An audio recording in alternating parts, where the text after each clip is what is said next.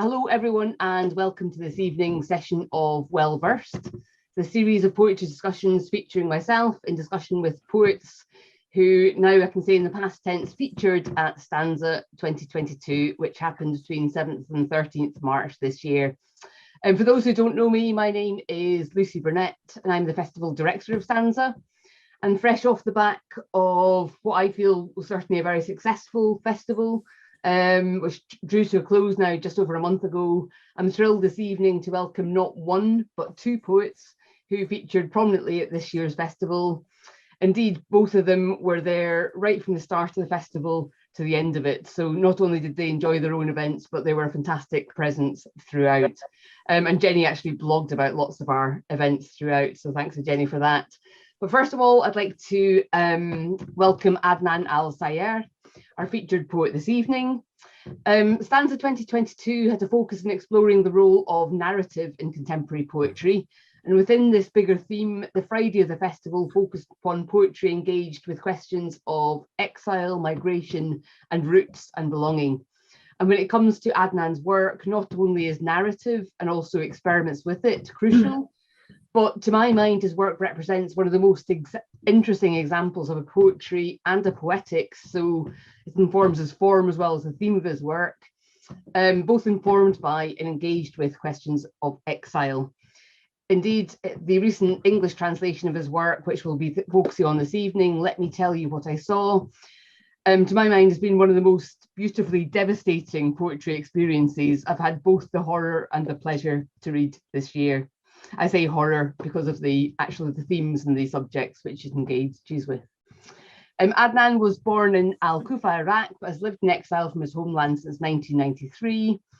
Ever since being conscripted to fight in the Iran-Iraq war, Adnan has dedicated his writing to themes of freedom, love and beauty, and his work issues from a belief in the power of words as a weapon to denounce both the devastation of war and the horrors of dictatorship. He's one of Iraq's leading contemporary poets and has numerous collections of poetry, both in Arabic and also translated into a wide range of languages, including Dutch, Swedish, Spanish, Farsi, French, and of course, as we'll hear this evening, into English. He's received several international awards, among them the Helman Hammett International Poetry Award, the Rotterdam International Poetry Award, and the Swedish Writers Association Award. This evening's writing and discussion will focus on the most recent translation of his work into English, Let Me Tell You What I Saw, which brings sections of his magnum opus, his 550-page, 550 long poem, Uruk's Anthem, to the English language for the first time. So a huge welcome, first of all, to Adnan. I'm really excited to have this chance to discuss your work with you. Alongside Adnan is one of his English translators, Jenny Lewis, who worked alongside, please actually help me, one of you, with the pronunciation, Ruba Abu-Gaida. Thank you. And Adnan in bringing together Let Me Tell You What I Saw, published by Seren in 2020. As well as being a hugely well-reputed translator, Jenny is also a poet and playwright in her own work, with 4 collections to her name and having had 7 plays and poetry cycles performed at major UK theatres. Her own most recent poetry collection, Gilgamesh Retold, featured alongside, during a reading alongside Adnan and Philip Terry during a session dedicated to exploring rewritings of the Epic of Gilgamesh at this year's festival. And Jenny was also our festival blogger and did an incredible job at that. So thanks again, Jenny, for that.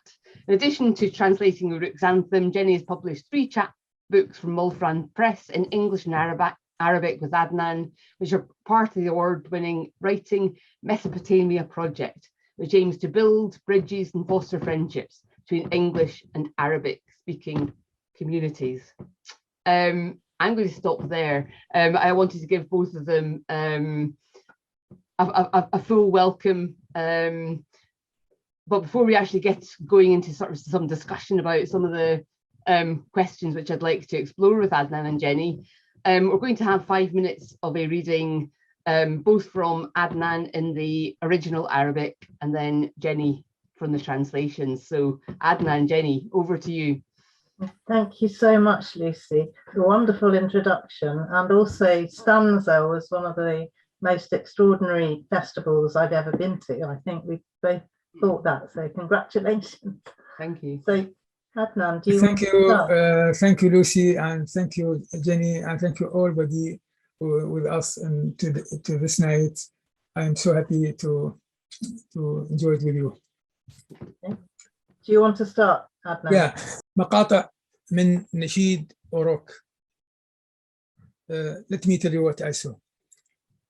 انفجرت قنبلة وتشظت موتا أسودا، ما زالت حصتنا بعد. تعثر محمود بصوت المذياع المغناجي فأطفأه في ركلة بسطال، فتناثر أمعاء خائسة وحبال غسيل لأكاذيب الحكام. نظرت إلى سقف التشينكو المهتز، تمنيت بأن أخرج رأسي لأرى الصحو الممتدة، عيون الموتى الشاخصة النظرات إلى الله. تمنيت بأن أخرج قلبي من عطفه الخاكي وأريه بلادي ما صنعت أسنان السرفات بها. لما لم تخلق للموت عيونا يا ربي قد يعطف حين يرانا بالأحلام البيضاء المكوية والأعمار الغضة. لا نملك حولا أو قولا في كل حروب التاريخ الممتدة من عصر المدية حتى الليزر، محض جنود يلعب فينا ملكان غبيان على رقعة شطرنج الأوطان. تمنيت بأن أعبر هذا النهر المتدفق نحو فماءت في الركن القطة. من جاء بك الساعة ترتجفين أمام زيز الطلقات وتلتصقين بجسمي؟ هل أبعدها؟ فالقناص الأجلف لا يترصد رأسك بالرأس، لكن من يدري قد تخطئ هذه الفوهة العمياء. فلا أحد يضمن عمرك أو عمري، من يضمن في هذا العالم عمرا يتقاطع في عيني قناص. تلمست طريقي في العتمة، كان القناص يثقب بالناظور عباءة ليل الإبريسم يلضمها بخيوط الطلقات. اللعنة لو أرمي القطة قدام الموضع منتظرا ماذا يحدث.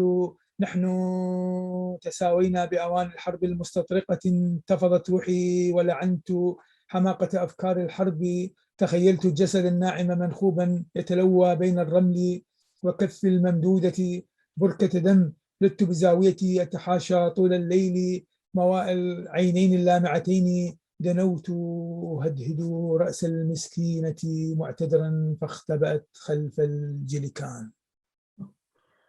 A bomb exploded and shattered into black death, but our share is still waiting for us. Mahmoud stumbled over the sound of the flirty radio, switched it off with a kick that spilled out its rotting intestines and washing lines of governors' lies. I looked at the juddering corrugated iron ceiling. I wanted to stick my head out to see the stretching wakefulness. The eyes of the dying always gaze at God. I wanted to pull my heart out from its soldier's uniform and show him my country and what the teeth of the tanks have done to it. Oh God, why didn't you make the eyes of death more kind? When he sees us with our smooth white dreams and our tender years, having no power and no say in the history of all wars, from the time of blades to the time of bombs, just soldiers.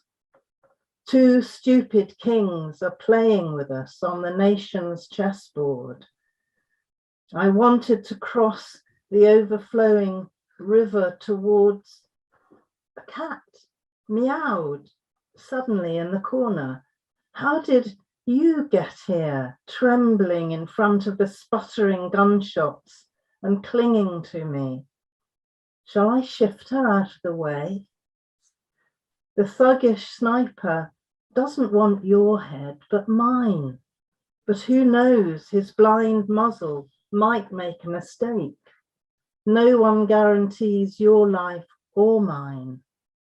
Who guarantees in this world a life caught in the crosshairs of a sniper? I groped my way in darkness to where the sniper was poking holes in Knight's cloak with his field glasses, sewing it up with a thread of bullets. damn, what would happen if I threw the cat in front of the trench? We are both the same, communicating vessels of war. My soul erupted and cursed the folly of war. I imagined the soft perforated fur twisting between the sand and my outstretched palm in a pool of blood. I repaired to my corner to avoid a long night of meowing and shiny eyes.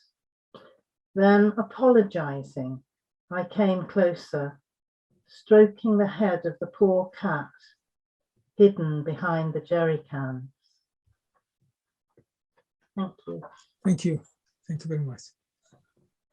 Thank you, Adnan and Jenny. From the immense musicality there of Adnan's reading and the sounds of the language, the musicality of the Iraqi of the Arabic language to then the meaning, and actually thank you both of you. That was superb. I'm going to start myself in terms of our discussion with a short quote, if you'll excuse me, from the translation of Adnan's work from Let Me Tell You What I Saw. So I know the night of tyrants is long as the storytellers told me, and my years are short as life told me. So how can I see the dawn? I'm going to start with a very straightforward, direct question, which engages directly with the themes of StAnza 2022. So what role would you say, Adnan, and Jenny, please chip in and help out with the language as well. What role does narrative and do stories play in your poetry, and what opportunities does it offer a poet, and more specifically you? And do you have any hesitations about this? Yeah. الأدب العراقي حفل والرواية القصة بالسرد، لكن في نشيد أوروك كانت كأنها محاولة جديدة في سرد الحرب شعرا، ربما متتبعا خطى شهرزاد في ألف ليلة وليلة Arabic Nights، وتطيل الحكي وتحيكه بالأشعار والسحر من أجل أن تقاوم السيف المسلط على رقبتها الغضة، أو كأنني السندباد أمخر عباب البحر والأهوار ولا أدري إلى أين أنا ماضي، متسلح بقوة المغامرة والاكتشاف، وذلك هو الشعر. I think Adnan sort of wants to say, first of all, talk about Iraqi literature and how it's very much a basis for all our for a lot of our stories. And he says when he wrote Uruk's Anthem, it was an attempt to recount war in poetry. So he was trying to do something a bit different, but at the same time he had in his mind the story of Scheherazade in 1001 Arabian Nights, as she had to lengthen the story and weave them with poems and magic and do anything she could in order to remain alive, you know, so that she wasn't going to get her neck cut the next morning. She had to keep the interest of the king. And then he mentioned also Sinbad, the sailor, who passes through very dangerous, turbulent seas, not knowing where they're going to take him or what's going to happen. But Adnan said he himself, passing through turbulent seas, was armed with the power of adventure and discovery that is poetry. And Lucy, I'd just like to say a little bit about, because you talk about, you know, the tremendous patchwork of, well, we have spoken about the great sort of monumental patchwork of stories. Yeah, very much. There's not just stories. It's not just Sinbad or Scheherazade. It's not just stories or myths from the Islamic world, but there's Western references. There's a huge amount in there. It really struck me. So yeah, do you want to tell us a bit more about that? And how it's mind blowing.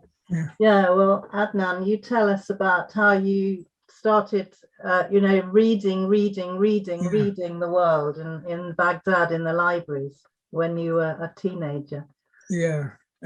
نعم، وجدت نفسي أنغمس في التراث إلى حد بعيد.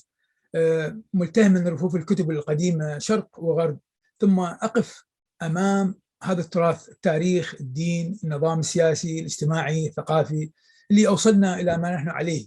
أقف أمامه وجها لوجه، أسائله، أحاججه، أحتج عليه، ثم أنطلق في محاولة شعرية جديدة اسمها نشيد أوروك من 1984 إلى 1996، بغداد، بيروت، ب 550 صفحة، لأقول كل هذا وكل ما يعتمل في داخلي على شكل هذيان طويل يتناول الحرب والسيرة الذاتية والتاريخ والأساطير والى آخره، مستفيدا من ملحمة قلقامش وبالدرجة الأولى والتراث السومري والأكدي والبابلي والآشوري، بالإضافة إلى الملاحم الأخرى كالمهابهارتا والريمانا والرامايانا والأوديسا والإلياذة وفن الهوى ومسخ الكائنات لأوفيد والشاهنامة للفردوسي والكوميديا الإلهية لدانتي ودون كيخوتة لسيرفانتس والفردوس المفقود لجو ميلتون والأرض اليباب لتي اس إليوت وغيرها، بالإضافة طبعا إلى النتاج الشعري العربي المعاصر عربيا وأجنبيا، بما في ذلك كابابيس ومحمود درويش وينسيس ريسوس. Adnan sent me some prompts just so that I'll just read what he's just said. That's okay. Yeah, I found myself immersed in tradition to a great extent, literally from the age of when he could read, I think, devouring the contents of old bookshelves from Eastern and Western cultures. And then I faced this heritage, history, religion, politics, social and cultural systems that brought us as a civilization to where we are. I faced this heritage with questions and arguments and protests before embarking on my own poetic enterprise, Oryx Anthem, which you talked about, Lucy, 550 pages. This expressed everything that was going on inside me in the form of a long delirium, which is quite a good way to describe Oryx Anthem, actually. It deals with war, biography, history, myths, etc. I took inspiration from the Epic of Gilgamesh in the first place, and the Sumerian, Akkadian, Babylonian, and Syrian heritage. And then, in addition, I looked at other epics such as the Mahabharata, the Ramayana, the Odyssey, the Iliad, the Art of Love and Metamorphosis by Ovid, the Persian Shahnameh by Ferdowsi, the Divine Comedy by Dante, Don Quixote by Cervantes, which I think is one of Adnan's favorite books in the world, Paradise Lost by Milton, The Wasteland by T.S. Eliot, obviously, among others, in addition to contemporary poetry in the Arab world and internationally, which includes Kathavi, Mahmoud Darwish, Adonis, Yanis Ritsos, and many, many more. You start to get an idea why it's 500 pages, 50 pages long. Yeah, and also why there are 86 endnotes. We had big discussions about the endnotes because in Western, in Western poetry, we don't tend to use endnotes, but actually, I think reading Oryx Anthem, you read in a slightly different way. I've talked to other poets about this, and some agree and some don't. You read it more slowly because there are a lot of references, and if you have the time and take the trouble to look up the endnotes, then it enhances what you're reading. Yeah, no, I'd absolutely agree. Yeah, and particularly because there is so much depth within it that it's perhaps an unfair follow-up question. So this might just be to you. I don't know how much this will come through with language differences. How much difference do you feel, or maybe you know Adnan's answer to this, Jenny, there is between the epic tradition within Islamic literatures and the epic tradition here? And I know, Jenny, as well, you've got a background in Anglo-Saxon literature as well. So, are there similarities, differences? Maybe this could be one for you, Jenny, just having worked with Adnan. Yeah, I think it was very interesting because, there's this whole thing at the moment about how to approach translating other languages from other cultures and colonializing them. But it's very hard because I felt, first of all, when I started translating extracts from Uruk-Santham, I had no idea the absolutely huge sort of global monumental scope of it. And I've talked to Adnan a lot, and what I tried to do was to try to sort of contextualize it. So I thought it's a bit like a dream poem, because dreams come into it all the time. And you know, in Piers Plowman, you know, Piers Plowman dreams, and then he wakes periodically and puts the dreams into practice, or not, as the case may be.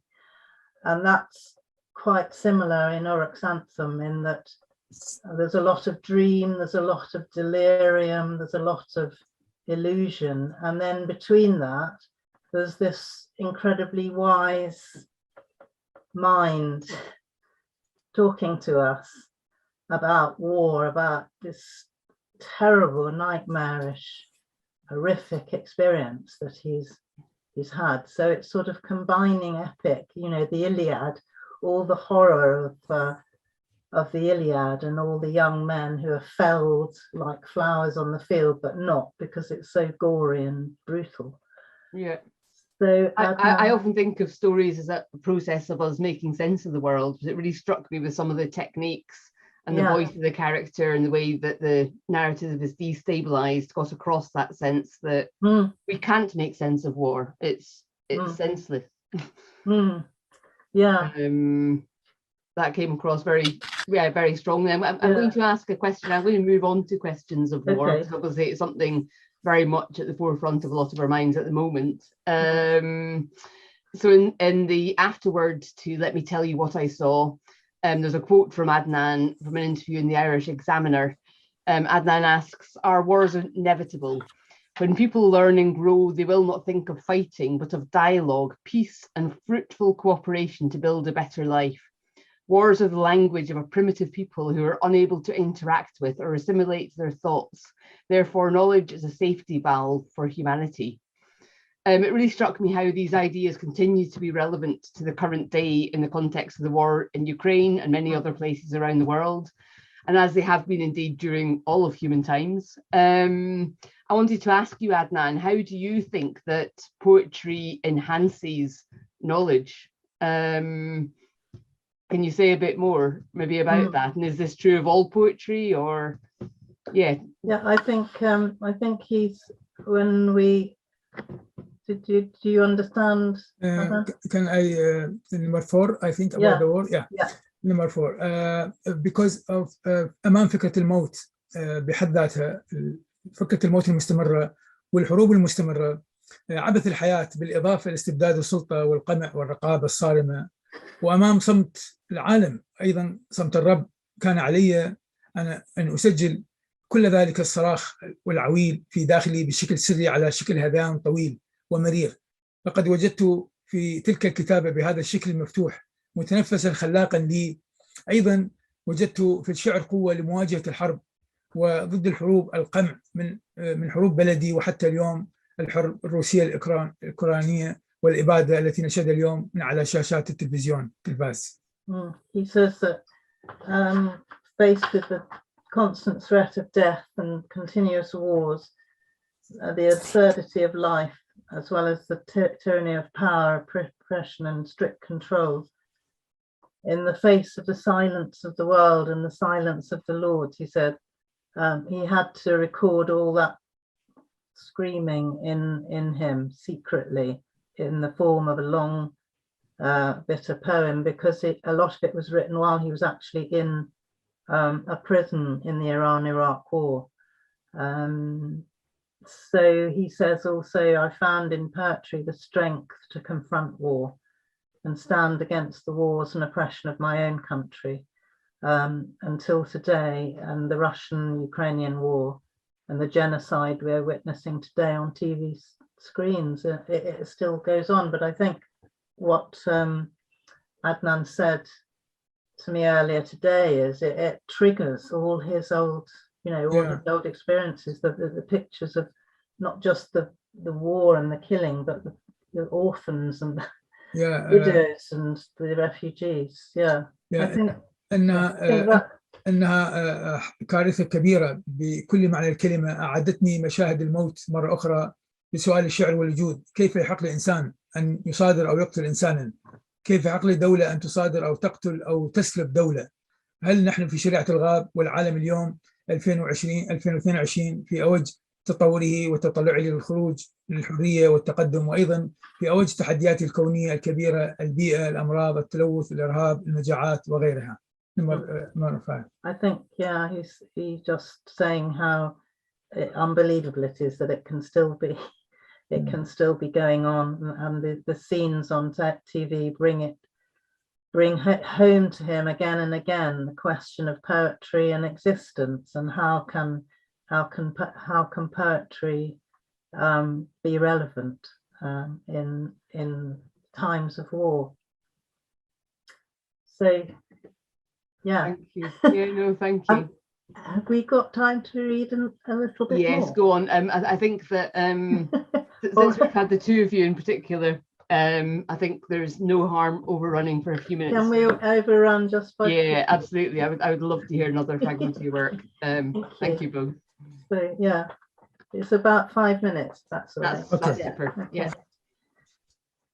سددت الفوهة السوداء إلى عينيه وأزغيت لأنفاسي لاهثة يقطعها صوت حثيث شرائط طفلته البيض. ألم يأتي بابا؟ اختلجت في عيني سنين الإثم، وذابت في شفتي زوجتي أجوبة شتى. انطبقت باب البيت، الإصبع فوق زناد لو أضغطه. التمعت في هلع مجنون عيناه الواسعتان، اقتربت نحوي. هل يأتي بابا؟ لا أدري. وانهمر اللبلاب على صدر المخنوق ثقيلا مرا. قمت لأغسل وجهي ثانية، فكرت بماذا كان يفكر في هذه اللحظة هذا المتأرجح في حبل مجدود بين الموت وعنق المهزول. رأيت شرائطها مرج طفولات وزنابق تخفق في الريح أمامي، وتطول متى يأتي بابا؟ يقطعها صوت قطار ينحب. هل يأتي بابا؟ لا أدري. كل يحمل موت الآخر في كفيه. أتسمعني هذا القناص الأبله؟ كل يحمل بين أصابعه المجدودة فوق زناد الرشاشة أرملة ويتيما. مسحت دموعي في خجل من نفسي. يا ربي، ما أتفه أمر الإنسان بهذا الشرق الداعر، من باب المسلخ حتى باب المخفر. I aimed the black muzzle at his eyes. I listened carefully to my hurried breath, breaking across it, the swish of his daughter's white ribbon. Has my daddy come yet? The years of orphanhood rose before my eyes, and his wife's answers melted on her lips. The door of the house was shut. The finger is on the trigger. If I press it. Crazy terror shone in her wide eyes. She came towards me. When will my daddy come? I don't know. The bindweed flew heavily against my choked chest, dense and sour. I got up to wash my face again. I wondered what he was thinking in this moment. The sniper was swinging on the rope between death and my weak neck. I saw her ribbon like a meadow of childhood and lilies fluttering in the wind in front of me. It got longer and longer. When will my daddy come? Interrupted by the wailing of a train. When will dad come? I don't know. Each is carrying the death of the other in his palm. Do you hear me, you doltish sniper? Each carries between his gripping fingers and the gun trigger a widow and an orphan. I wiped away my tears, ashamed of myself. God, How trifling the age of man is in the dissolute East, from the slaughterhouse to the prison. Just one little bit more. أقضي على وحشتي بالكتابة، لكن إلى ما أقول لجلجامش لو رأيت الذي قد رأينا لبلت على رأس هذه الحياة، وأسأل هل عمرنا سجننا، هل كتابي ضريحي، هل أرى الباب حلما أنام لأدخله، هل أجرب موتي لعلي أرى عالما لم يصور ميلتون، أخرج رأسي بين السطور لأبصر أطفالنا يلعبون بميراثنا من حقول القنابل، والفتيات على نهر الدجلة يغسلن أوجهن، فتمضي المياه مرقرقة بالجمال يكرعها البحر، كم كرع البحر أحلامنا جالسون على حجر الحكمة البابلية. How long must I cure my loneliness with writing? I say to Gilgamesh, if you saw what we've seen, you'd have pissed on life. And I ask, is our life a prison? Is my book a grave? Is the door a dream for me to go through? Did I risk death to glimpse a parallel world beyond Milton's imagining? I lift my head from the lines to see children playing with our legacy, fields of bombs and young girls by the Tigris washing their faces so their beauty drains away to be drunk by the sea. How many of our dreams did the sea drink as we sat on the timeless stones of Babylonian wisdom? Thank you. Thank you very much. Thank you so much. Thank you so much. That was absolutely wonderful. Anyone who's listening, please do go out and buy a copy of Let Me Tell You What I Saw, which is what we've been hearing excerpts from and discussing this evening. Thank you, Adnan. Thank you, Jenny. That was incredibly special.